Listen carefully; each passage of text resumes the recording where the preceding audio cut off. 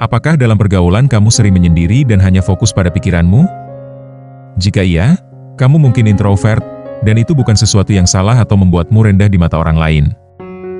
Pada video kali ini, kami akan membahas beberapa rahasia menjadi introvert yang dihormati. Mari simak video ini sampai selesai.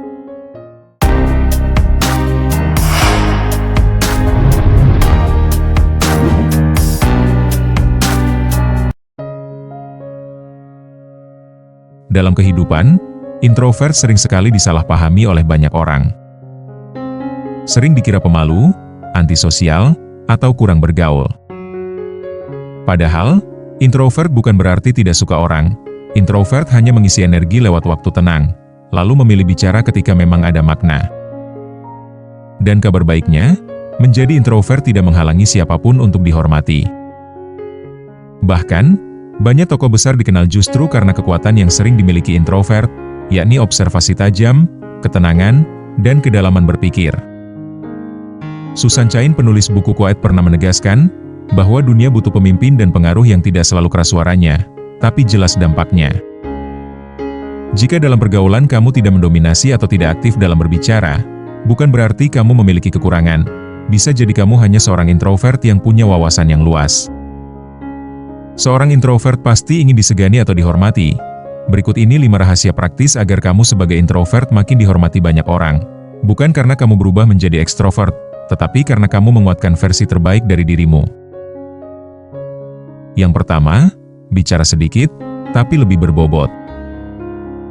Pada umumnya, sebagian introvert punya kebiasaan berpikir dulu baru bicara. Ini sebenarnya kekuatan, di mana ketika orang lain terburu-buru menyela, introvert bisa hadir sebagai sosok yang tenang dan tepat sasaran. Rasa hormat sering muncul bukan dari seberapa banyak kita bicara, melainkan seberapa bernilai kata-kata kita. Cobalah perhatikan orang yang paling kamu percaya di lingkunganmu. Biasanya mereka bukan yang paling ramai, tapi yang ketika berbicara, orang lain otomatis mendengar.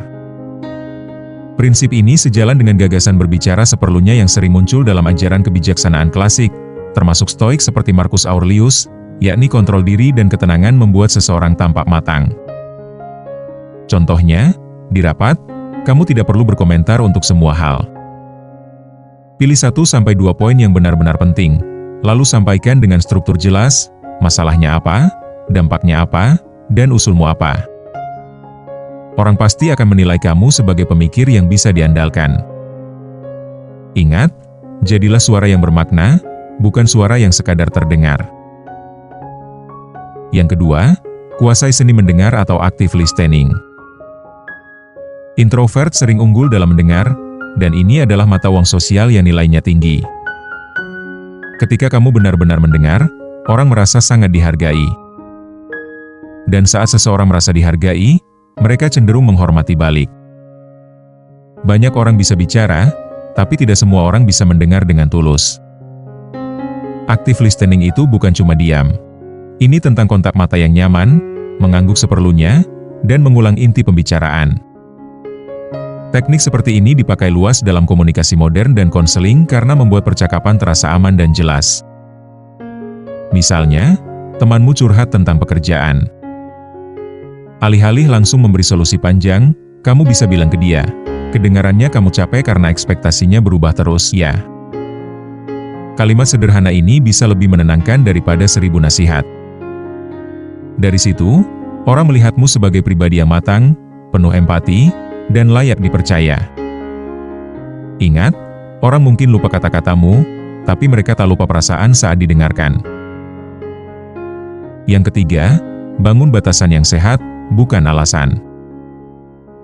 Umumnya, introvert sering butuh waktu sendiri. Masalahnya, banyak orang menolak ajakan dengan cara yang terdengar seperti menghindar, seperti, aku males, atau nanti aja, atau menghilang tanpa kabar. Ini bisa membuat orang salah paham. Batasan yang sehat bukan menjauh, melainkan mengatur diri dengan jelas dan sopan. Kamu bisa belajar dari prinsip komunikasi tegas namun hangat, yakni katakan tidak tanpa merendahkan orang lain. Contohnya, katakan saja, makasih ya udah ngajak. Aku lagi butuh pemulihan diri hari ini. Besok siang aku bisa, kalau kamu ada waktu. Dengan gaya seperti ini, kamu tetap menjaga hubungan, sekaligus menjaga energimu. Bayangkan baterai ponsel, bukan berarti ponselnya rusak karena harus diisi ulang. Justru karena mau dipakai lama, perlu perawatan. Begitu juga kamu. Orang akan menghormati seseorang yang mengenal kapasitasnya dan tidak memaksakan diri, karena itulah tanda kedewasaan. Ingat, batasan bukan tembok, batasan adalah pintu dengan kunci yang kamu pegang. Yang keempat, konsistensi kecil, bukan pencitraan besar. Ada kalimat yang sering dikaitkan dengan James Clear, si penulis buku Atomic Habits, yakni perubahan besar lahir dari kebiasaan kecil yang konsisten. Ini cocok dengan kekuatan introvert, yaitu kamu tidak harus terlihat sibuk atau banyak pamer proses. Fokus saja pada hasil yang stabil, karena respek paling kuat biasanya datang dari reputasi, bukan dari keramaian. Konsistensi kecil itu misalnya, tepat waktu, menepati janji, mengerjakan tugas sebelum ditagih, dan berani bilang, aku belum tahu, tapi aku akan cari tahu. Hal-hal seperti ini membangun citra, yakni kamu dapat dipercaya. Dan ketika orang percaya, otomatis rasa hormat menyusul. Contohnya, kamu bukan tipe yang banyak bicara di grup. Tapi setiap kali kamu bicara, isinya jelas, data ada, dan eksekusinya nyata. Lama-lama orang akan mencari pendapatmu. Bukan karena kamu memaksa terlihat penting, tapi karena kamu memang memberi nilai. Ingat, diammu akan dihargai ketika kinerjamu berbicara. Yang kelima, karisma tenang atau wibawa tanpa harus berisik. Wibawa itu bukan identik dengan suara keras. Wibawa adalah kombinasi dari ketenangan, kejelasan, dan sikap yang stabil. Banyak tokoh berpengaruh dikenal punya aura tenang, dan justru itu yang membuat orang segan. Dalam dunia kepemimpinan modern, ketenangan di bawah tekanan sering dianggap kualitas premium. Aura atau karisma tenang bisa dilatih lewat hal sederhana, seperti postur tegap, tempo bicara pelan namun jelas, dan tidak tergesa-gesa menjawab. Saat ditanya sesuatu, ambil jeda 1 detik. Jeda kecil itu memberi sinyal kalau kamu berpikir, bukan panik. Ini mirip prinsip komunikasi para pembicara hebat, mereka menguasai jeda, bukan dikuasai jeda. Permisalan seperti danau yang tenang, bukan berarti tidak dalam. Justru karena tenang, kedalamannya terasa. Kamu pun sama. Ketika kamu menguasai diri, orang merasakan stabilitasmu.